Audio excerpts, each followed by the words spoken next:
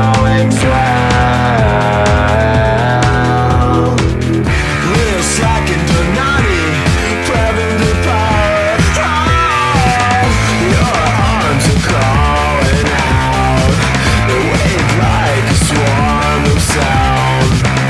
You pull the sound from scores of notes. You step the stage and take control.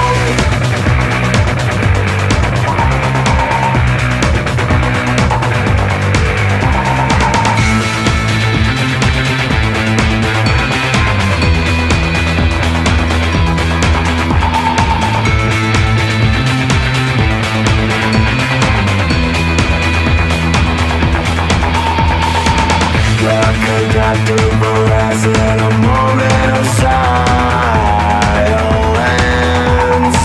Your body erects a pulse of wind. Von carry-on hectic menu in the light. Your arms are calling out. They wave like a swarm of sound. You pull the sound from scores of notes. You step the stage and take control. Those arms are calling out. They wave like a swarm of sound. You pull the sound from scores of notes. You step the stage and take control.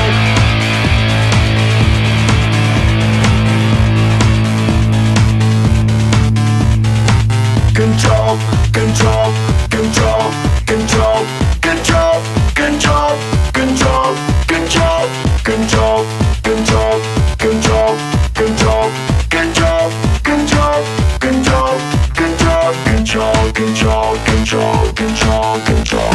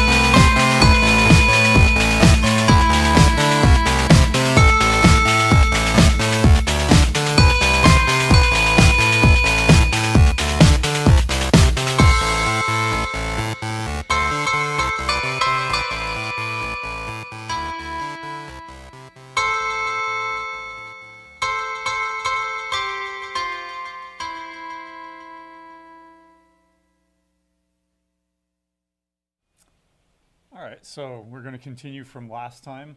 We were working on implementations and operations for binary search trees, and we basically finished up this operation where we ask whether or not something is in the tree by simply just asking, does it contain X? And we return a Boolean here, true or false. We developed this algorithm by looking at this tree and coming up with and deriving this basic pseudocode here where we start at the root.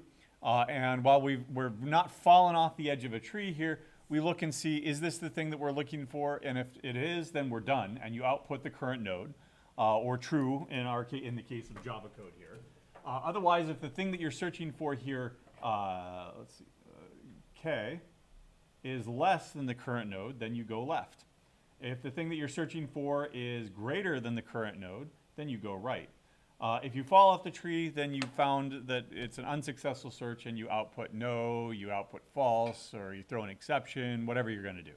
Right? We ultimately went with a comparator over here and asked the comparator to compare X and the current node. And depending on if it was equal, if the comparator said that they were equal, then we stopped and said, yes, it does contain X.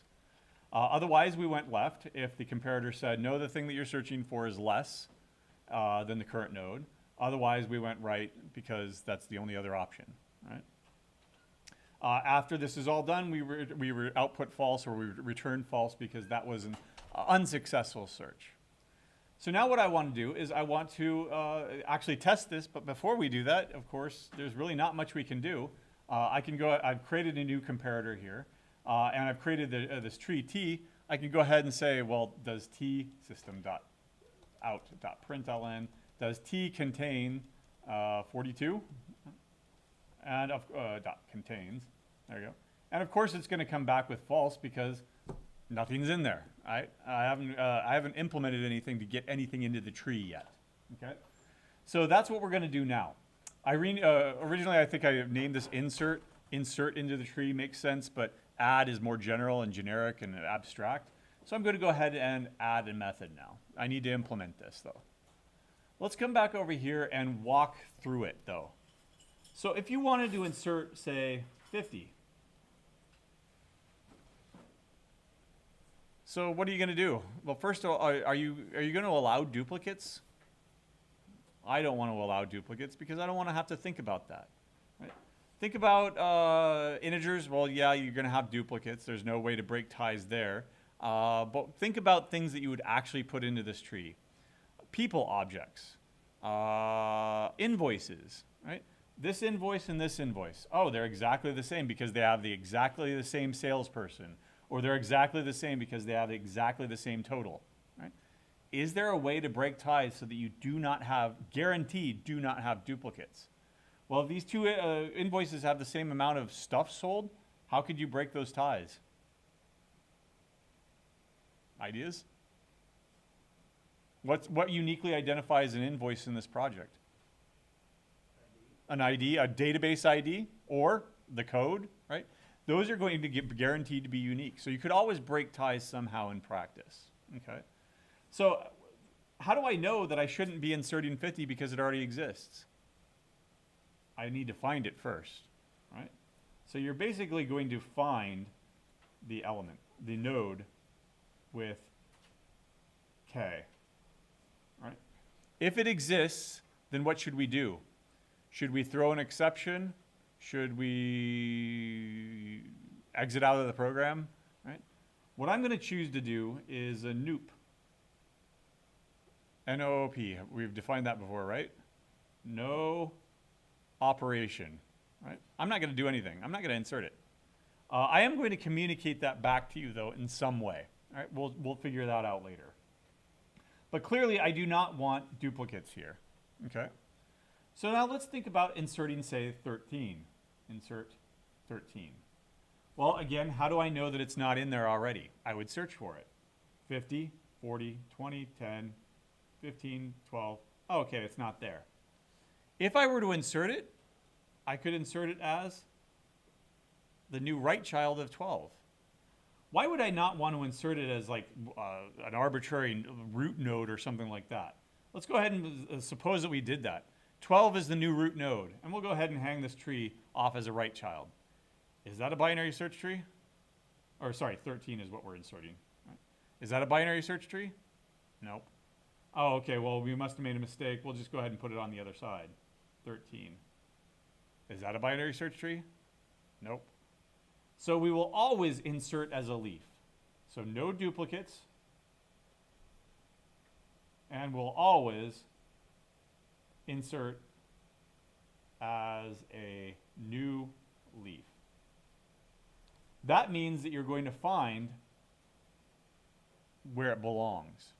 If you ever find, okay, insert 20, if you ever find something that is equal, right, well, then you're just going to do, instead of outputting the yes, it exists, I will output no op, or whatever that means in Java. Otherwise, once I've found it, right, no, it does not exist. Okay, I need to insert it. I need to insert it as a new leaf. So I'm going to modify this code to be, let me go ahead and make it really thick. No op, and here, insert leaf. There we go. Meaning that I could probably take a lot of what I did before, copy pasta. Let's try that. Copy pasta. There we go. All right, I've started the root. If you ever find out that that's what that it's in there, do a no op and simply just return. Eventually, I'm going to come back and refactor this so that I am returning a signal. Nope, I didn't have any effect on the tree. All right, we'll worry about that in a second here. Otherwise, I'm going to return after I've inserted as the new child here. Right? So insert a new leaf. So step one, create a new node. That new node is going to be a binary tree node of elements of type T, and I'll call it new leaf is equal to new binary tree node of holding X. Right? New leaf dot set parent. What's my parent? And then, of course, current. Here, let me go ahead and switch these. Current dot set left child to be the new leaf, or is it current dot set right child to be the new leaf? Which one is it? Yeah, good point. So let's not lose the forest for the trees, pun intended, because I didn't intend the pun last class, but now I do. Right? Let's not lose the forest for the trees here. Right?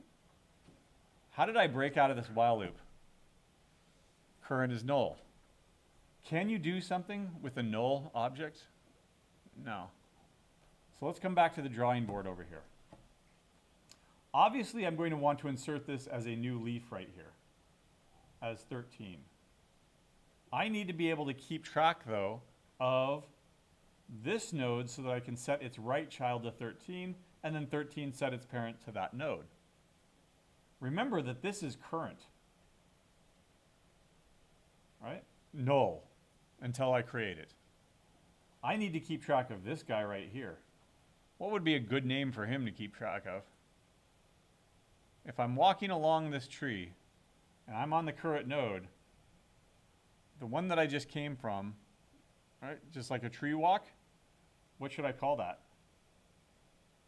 Previous. Right. So I need to keep track of two things, a previous and a current. Right?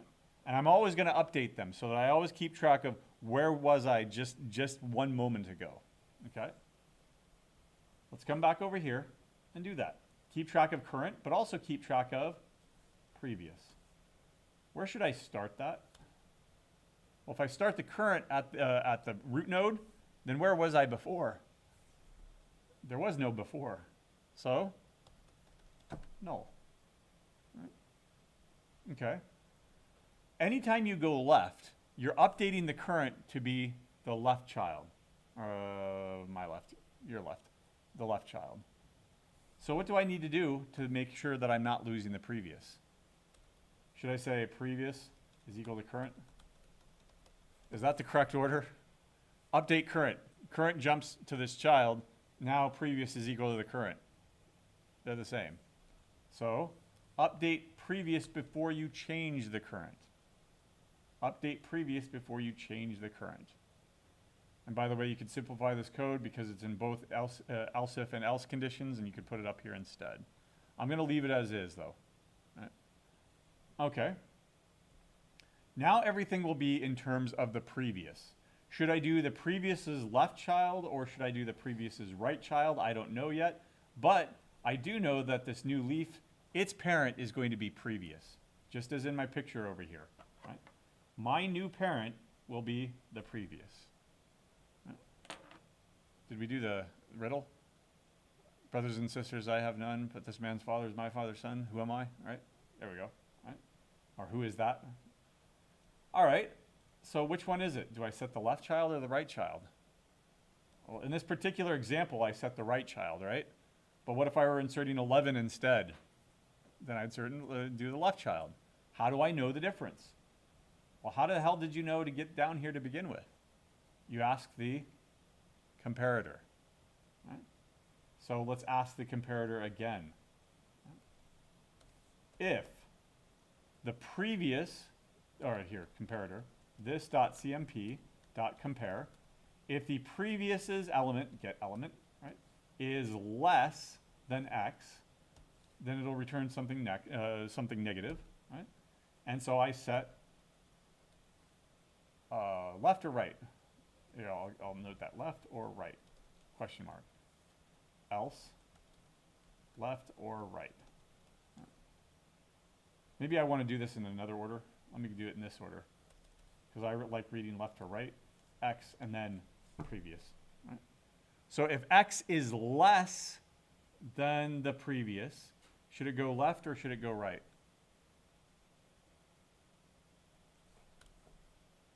Left.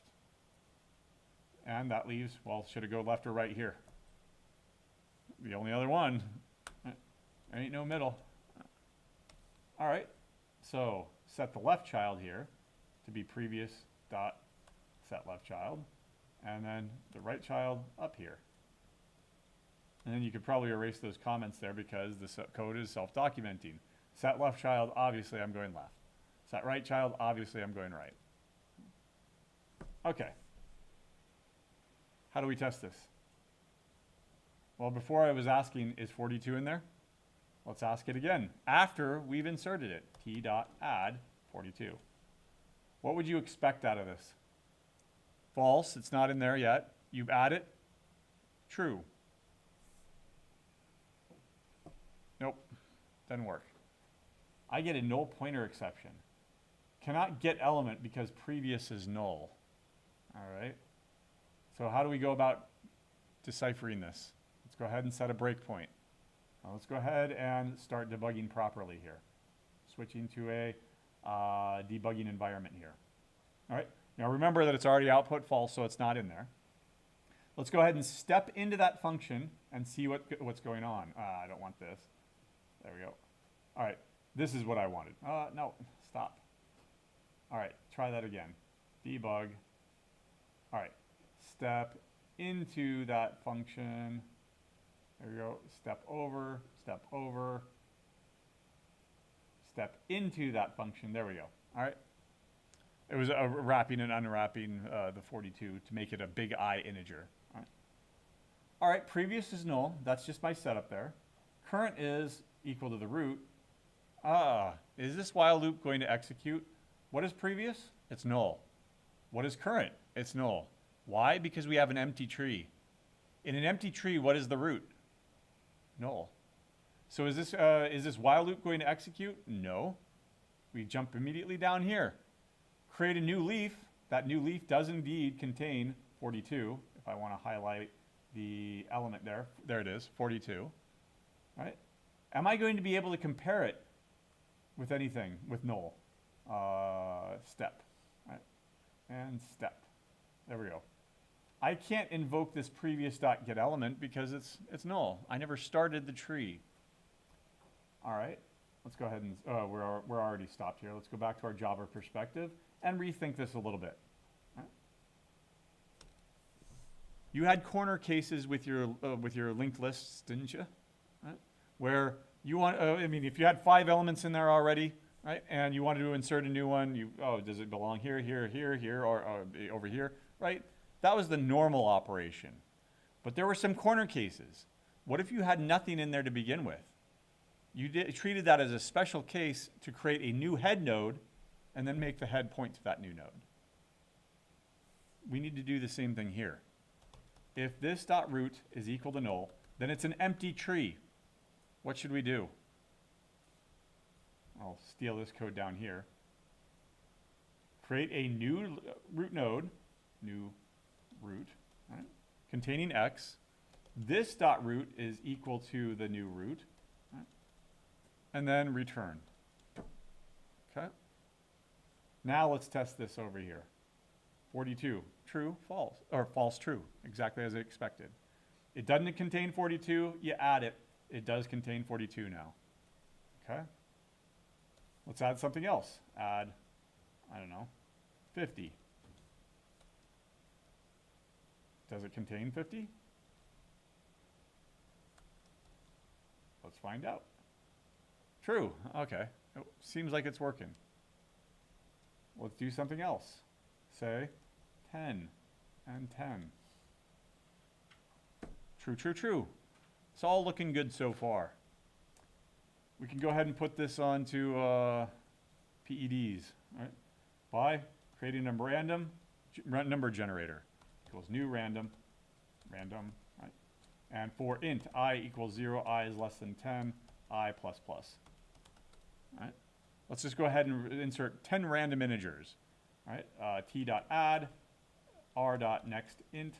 I'm not going to keep them too big. I'll go ahead and say that they're at most 0 to 99 is what this will do. Right?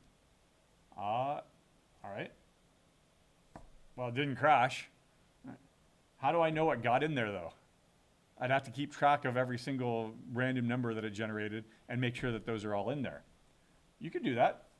A list of integers, the numbers, equals new array list. I'm kind of fuzzing it. Right? I'm trying to just throw stuff in there, random stuff, to see if it breaks. Right? And let's bring that in. Import that. And then instead of just immediately putting it in, what I'll do is I'll say the int x is equal to r.nextInt at most 99. And then I'll put the numbers dot add x. Right? And then I'll put it into my tree. I'm using something that I have high confidence here, an array list that's built into Java.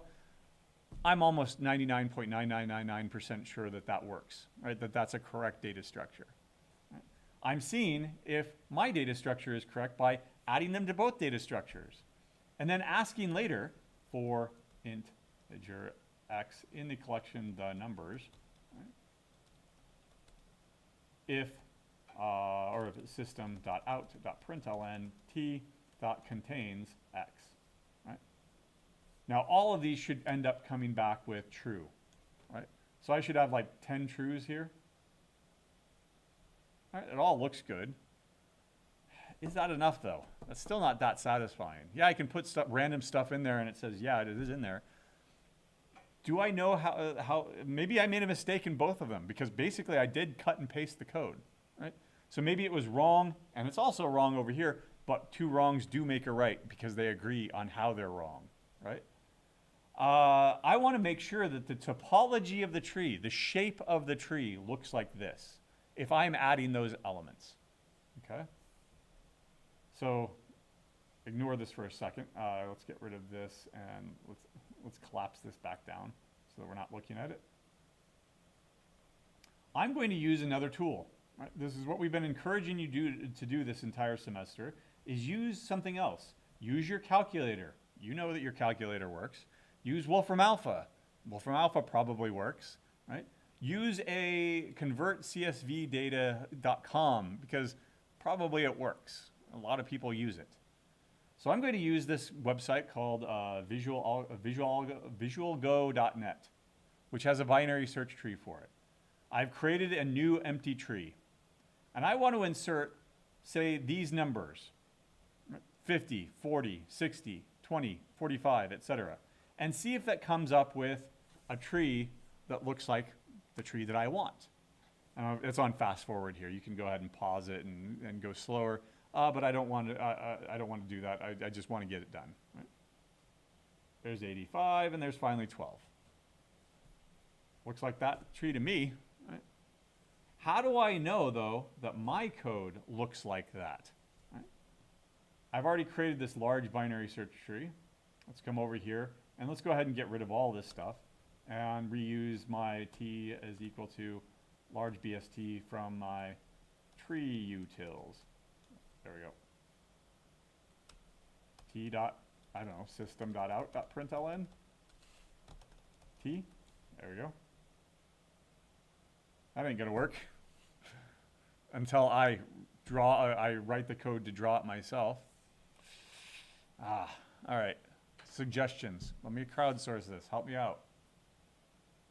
What's one way that I could probably test to see if the topology of this tree is probably correct?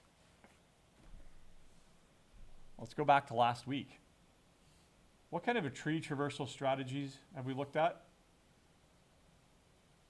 If it was BFS, what order should this be in? 50, 40, 60, 20, 45, 90, right? If it were pre-order traversal, what would it look like? Two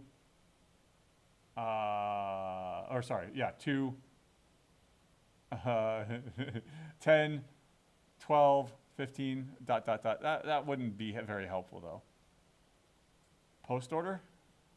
Or what's the one that I've saved to the end? Let's come over here and let's maybe review then. Binary search tree. There we go. By the way, you could do it with a BFS. BFS would end up looking very much like, you know, the order that we inserted them in. Right? That's just coincidence, though. Right? That's because I designed it that way. What would an in-order traversal strategy look like? Remember that it is left, root, right. And this is a binary search tree where everything to the left is less than the root, everything to the right is greater than the root. So real quick here, you start telling me, without even thinking about it, what's the order that an in-order traversal strategy would end up here? What's first? 2, then what? 10, don't even really have to think about it. 15, 20, 24, 28, dot, dot, dot, dot. I wonder, why is it called in-order traversal strategy? Because when it's performed in a binary search tree, guess what? It's in order. Right? So let's come over here and let's steal that code from that binary tree implementation. And by the way, why didn't I make my binary search tree extend a binary tree? I didn't want to lock it into a hierarchy because you would necessarily inherit pre-order traversal, post-order traversal, BFS. Those don't make any sense with respect to a binary search tree. Right? In-order traversal strategies, those do make sense. That does make a sense. Right? I'm just going to go ahead and grab this. There we go. And close this and bring it over here to my binary search tree and add it at the end. Right? Because I designed it with the same node element, it's still the same. Let's come over here to the demo and t dot, what was it, in order. Right. Now, if everything works, then I should expect back an in order list. 2, 10, 12, 15, 20, 24, 28, 40, dot, dot, dot. The assurance that I had before was minimal. Now it's up to 50%, right? Can we ever get to 100%, by the way, with code? Test, test, test, test. Can you ever get to 100% assurance? No.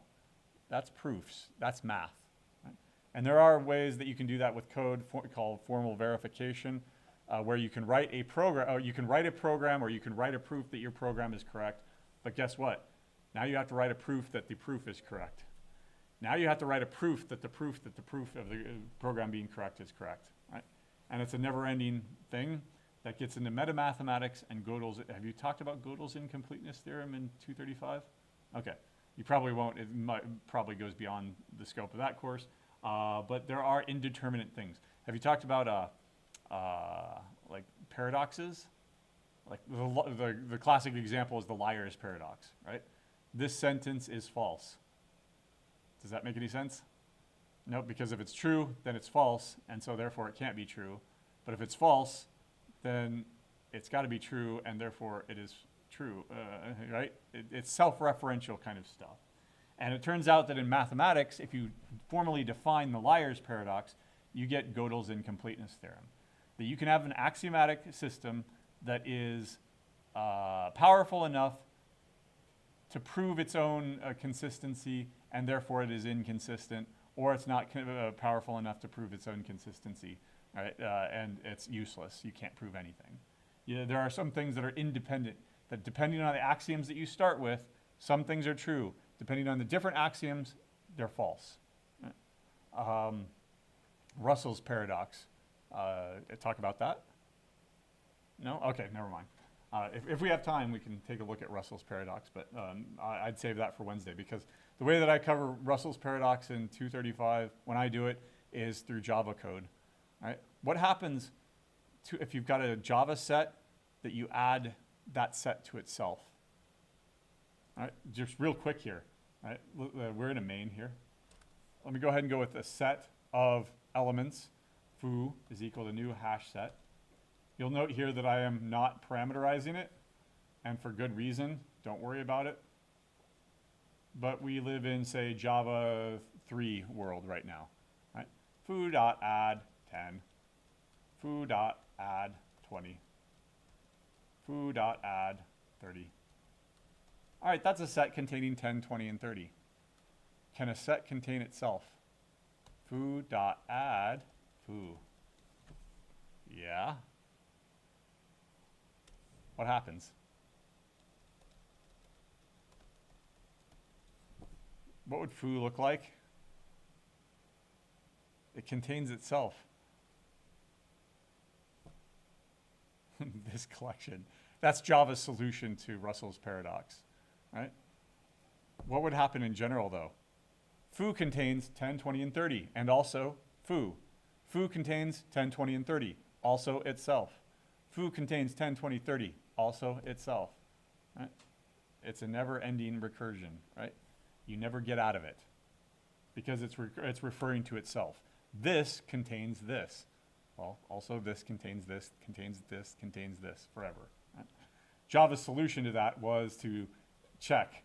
If you want to check this out, let's see. Let's go to hash set find toString. Nope. All right, I need to do it explicitly.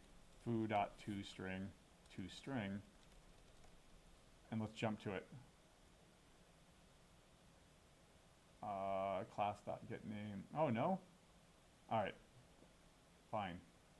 Hash set find toString. No, where is it defined? Oh, well. It's defined, so probably an abstract collection. Abstract collection. Foo. Our bar. Let's go ahead and bring that in. Import that. Find toString. There it is. All right. So, if I am myself, what does it end up appending? This collection, right? And that's its way of getting around that. And by the way, look, it's not using a while loop like it should. Instead, it's using this for loop with nothing in it. Have you ever seen something like that? That's an intentional infinite loop because you break out of it somehow. Oh, wow. Where do you break out of it? Oh, thank you. There. It'll just return. Yep. So it actually never breaks out of the loop. It just simply returns. All right. Ugly, ugly, ugly. Russell's paradox. Right? And solutions to it. Right? All right. All right. I've got, again, 50% assurance here. How do I get up to 99% assurance? A picture is worth 1,000 words, right? If I could come up with a picture that shows this, and it shows that topology, I'd be convinced, wouldn't you? All right. So what I've done is I've created a method here called toTixie. Are you required to use LaTeX in 235? 235, you're required to use it? Or 235H, you're required to use it? Highly recommended. Oh, okay, it's bonus. Yeah. All right, cool. So have you been using Overleaf? Okay. I'm going to use Overleaf and a package called Tixie. I've never met the guy in real life, but he helped me out with my LaTeX package, Complexity. Till Tantau. He built this maybe 10, 15 years ago or something like that. And it is an excellent, outstanding way of diagramming stuff in LaTeX. So what I've done is I've simply just taken a binary search tree here, and I've recursively created a diagram out of it. I'm going to start this Tixie picture here, and then I create nodes. Those nodes have children. Sometimes those children are empty, in which case opacity is 0. Otherwise, sometimes those nodes contain other nodes, and those nodes contain children, and those nodes contain children, and I'm doing this recursively. All right? Now, let's go ahead and see what that looks like. System.out.println t.to, or no, tree utils dot to Tixie, T. There we go. Oops. So when I run this, it's going to output, oops, compilation problems. It's not here. Must be somewhere else. So let me, oh, that's 156. Sorry. 156H is where I want to be, and there's the tree nodes. And it's complaining about this because I chose to locate this outside the class, meaning that it can't get access to the root. Let me go ahead and just change that temporarily so that it actually compiles. All right, and let's go back over here to the demo. I'll explain what I was doing there in a second. All right. I'm going to grab this Tixie picture here, all right, and I'm going to come over here to course leaf, overleaf, all right, cut and paste, switch to PDF, recompile it, and does it produce that picture? Oh, nice. And now I'll ask the question, do you think I actually made this by hand? No. All right, I'm not going to do that crap. I'm going to write a program to do it, right? And that's the mentality that you should have as a computer scientist. One time I was taking an undergrad math course, and we had to do polynomial long division, right? Polynomial long, you got two polynomials, and you need to divide one polynomial by the other.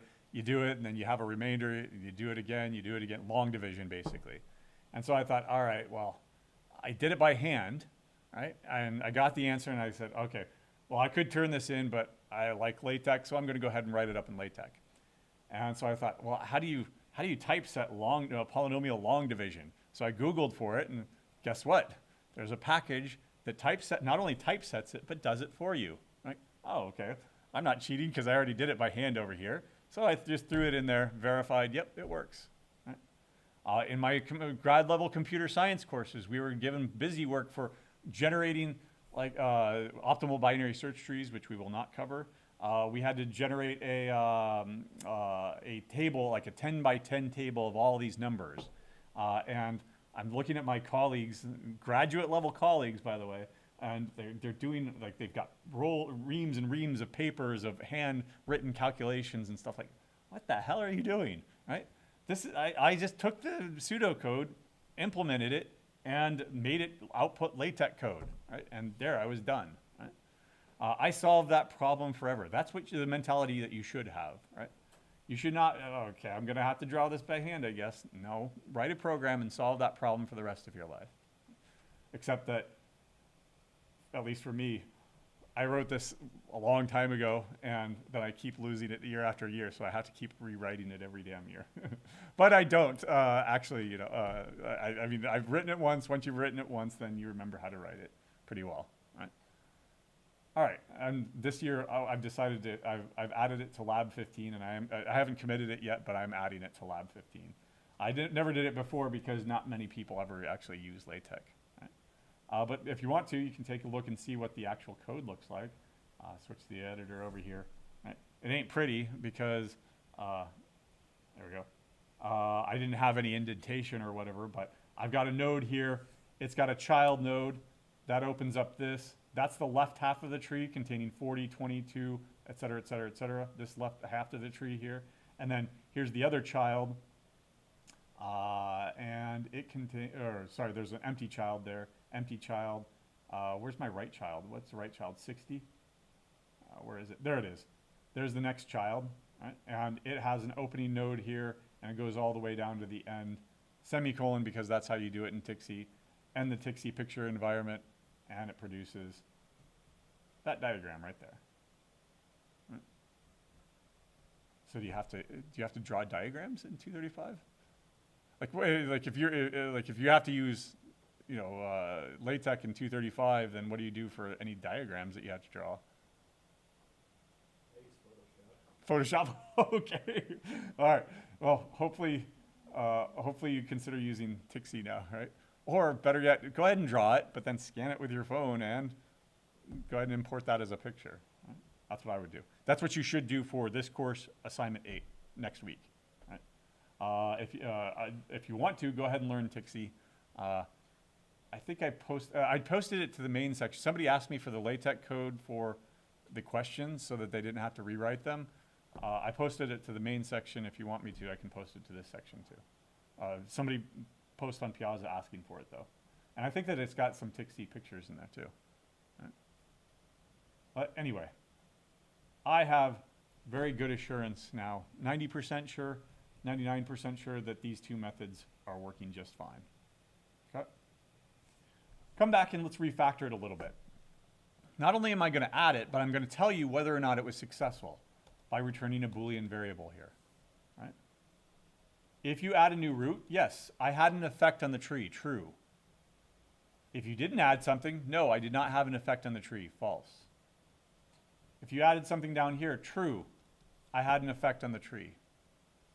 Right? That tells me that I can add something else here, private int size. Right? Initially, that size is going to be 0. Anytime you add something, true, you added something. This dot size plus plus. Where are we? This dot size plus plus. This dot size plus plus for no op? Nope. Just leave it, minus minus, no, you're not taking anything away. This dot size is equal to this dot size? No, that's dumb code. Okay. So remember CRUD, create, retrieve, update, and destroy. We've got a retrieval method here, in a sense, contains. Right? We've got a create method, right? C, we can put stuff in. We don't have a delete method. We don't have an update method. We don't need an update method because that's a find, delete, insert operation. You could do the other three to get update. I do want a delete method though. Right? So public void delete or remove is probably better. Remove element tx. Right? Just in reverse. Now we won't have time to do it all, but let's go ahead and come over here and think about how we could do it. Come on. All right. Get rid of all that. All right, so what if I asked you to delete 12? Delete 12. All right. Well, first of all, what do you have to do? What if I asked you to delete 13? Are you going to do anything? How do you know that you didn't do anything? You need to first what? Find it. Find it. Okay. All right. Once you've found it, if it doesn't exist, what do? Nothing. Right? Delete 13. It ain't there. There's nothing for me to do. No op. You could throw an exception. You could return false. Right? Those are design considerations when you actually implement it. Once you've found it, though, what do? Well, I found it right here. Right? So to delete it, what operation would I do? Just sever it? Right. What does that end up doing? It ends up getting rid of it as far as Java is concerned. Right? Let's think about this from a different perspective, though. What if I were to delete, say, not this one, but 45? Right? So let me, before I do that, let me go ahead and say that if it is a leaf, delete it. Right? And how are we going to do that? Make its parent point to null. Right? That effectively deletes it. Okay? What if it's not a leaf? What if it's 45 here? I need to delete that guy now. Focus in on just these three nodes right here. If you just look at those three nodes, what does it look like? A linked list. Do you know how to delete from a linked list? Sure. How? Make this one point to that one, and you have effectively done what? Erase this guy from existence. Right? It would work the same way if there was only a left child. Right? So my next observation is if one child, delete similar to a linked list. Okay? List. Both of those are easy.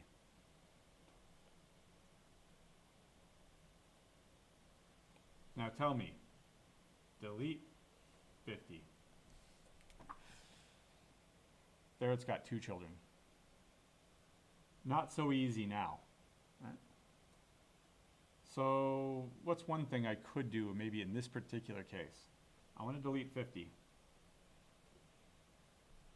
I could make 60 the new root node, and now 40 is hanging off of it. Now imagine that it shifted up, right? Because I can't do that with the tools that I've got here. Right? That would work, right? Okay. What if it had? What if 60 did had another child over here? Tell me, what could I put over here to make it still a binary search tree? It has to be greater than 50, but less than 60, so 55 will do. All right, there we go. Oh, okay. Somebody online says that they did use TIXI for some assignments in 235. 111% recommend. I don't know if there's any significance to 111%. But, oh, and then there's an emoji thumbs up. All right. All right. Now, can I do what I just suggested? To delete 50 here, can I now promote 60 up to be the new the new root? What would that end up looking like? 60, 40 is still over here. Don't get rid of it. 55, and then what else was there? 90. 90 is hanging off of it. And then dot, dot, dot, dot, dot, dot. Does that look like a binary tree to you? Nope. All right. Exasperated sigh. Suggestions. Let's not change the topology of the tree. Let's keep it simple. What if I were to delete 50 from the node itself? Okay? Now I've got to replace it with something, right? What could I replace it with amongst all of the remaining things here and still have it be a binary search tree? Could I say take 20 and put it up here? No, because why? 40 is greater than 20, it would belong over here. Right? All right, fine. I don't know, 90? Could I put 90 up here? No, because 60 is less than 90, it would belong over here. So let's focus on one half of the tree. What could I put in the left half of the tree up to this new root here that is greater than everything over here, greater than or equal to, right? Greater than because we don't allow duplicates, but also still less than everything over here.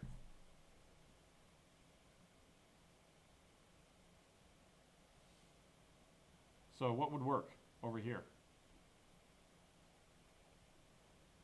We already said not 20. Right. Process of elimination. What could I promote? 49. Why did I promote 49 up here? 49 was the, tell me what it is among all these guys right here, is the maximum value.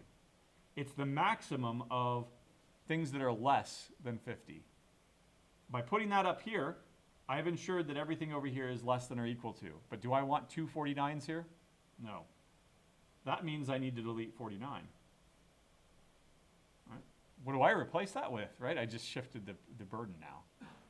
What do I replace that with, though? 48. Right. So, promote that up. What's an alternative? 49 was the only thing that would have worked on the left side. What's something that would have worked on the right side? 60. Why? Because it's the minimum of things that are greater than it. So I could have put 60 up here. Am I just shifting the problem? So let's think about this key here, and let's just suppose that we're going to find the maximum among everything over here so that we replace it up here. Right? What if that's wrong? Right? What if there's something that is, say that the maximum right here, m. There's the maximum. Suppose that it has two children here, L and R. Right? And I've just shifted the problem. Okay, well, great, you were able to delete that. Now you need to promote that up. Now you need to delete that node right there. Am I going to run into a problem like this? Right? No, why? Binary search tree. What does that tell me about M and R? M is less than R. So was M the maximum? No. R would be greater than it. So you would have chosen R instead. Right? Think about what the maximum would look like. Would it have a right child at all? No, then it wouldn't be maximum. Would it have a left child? Yeah, it could. In fact, here's a case where it does. But we know how to deal with that, don't we? 1, 2, 3 nodes here. That looks like a linked list to me. What if it doesn't have either child? Right? What if the maximum looks something like this? It's even easier then. No children, what do? Just cut it off. Right? So whether or not you select the maximum in the left tree or the minimum in the right tree, you are guaranteed that it has at most one child. And you know how to deal with that because that's the two cases that we started out with. Right? So if it's a leaf, just delete it. If there's one child, then just promote that one child up. If there are two children, then find the minimum or the maximum in one of the other trees, promote that up, and now you are left to deal with deleting that one element. Right? If we want to, we can go through the full implementation on Wednesday, or we can move on to heaps. We've got plenty of time, so we could do the full implementation. Otherwise, I'll see you then.